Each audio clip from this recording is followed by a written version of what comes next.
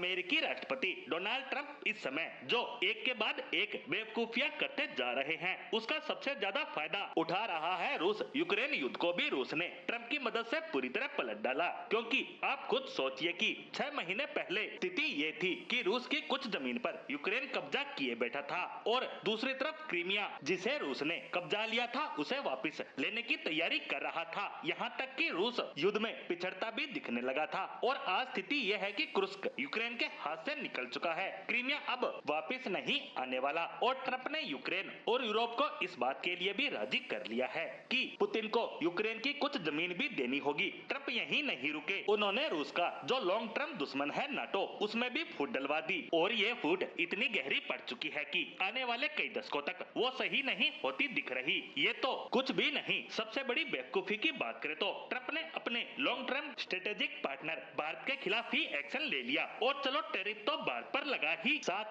भारत के खिलाफ जो घटिया स्तर की बयानबाजी शुरू की गई, वो ट्रंप और अमेरिका को आने वाले कई दशकों तक भारी पड़ने वाली है और इसी का फायदा उठा रहा है रूस, क्योंकि उसे पता है कि ट्रंप ने भारतीयों और भारत सरकार को नाराज किया है और यही समय है इनका साथ देने का। और अब ऐसा कर दिया तो कई दशकों तक भारत रूस के करीब रहेगा और हर संकट में भी साथ देगा और इसीलिए रूस ने ये ऐलान कर दिया है कि हम अपनी मार्केट को भारतीय सामान और कंपनियों के लिए खोल रहे हैं और ये इस लेवल पर होगा कि भारत अरबों डॉलर के एक्सपोर्ट कर सकेगा। वहीं भारतीय विदेश मंत्री ने जब रूस के सामने ट्रेड अनबैलेंस का मुद्दा उठाया कि हम आपसे अरबों डॉलर का ऑयल खरीद रहे हैं, बदले में आप मात्र कुछ ही सामान हमसे खरीदते हैं, जिससे हमें व्यापार घाटा हो रहा है, जिस पर अब रूस का जवाब आया है कि आप हमें अपना सामान बेचना शुरू कीजिए, हम आपके लिए इसे आसान रास्ता देंगे, जिससे होंगे दो फायदे। पहला तो आपका ट्रेड इनबैलेंस खत्म होगा और दूसरा